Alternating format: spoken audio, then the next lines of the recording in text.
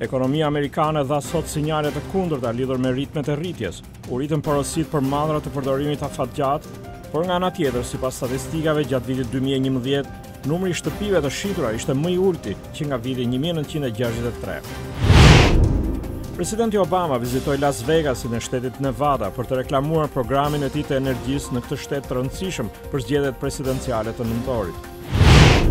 Themeluesi i Microsoftit Bill Gates premtoi $750 milion për një fondacion amerikan për të luftuar 3 sëmundjet më të përhapura, sidën, malarjen dhe tuberkulozin.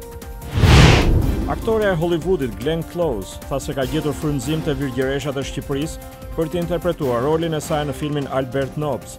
Close është në listën e kandidatave për çmimin Oscar si aktoreja më e mirë.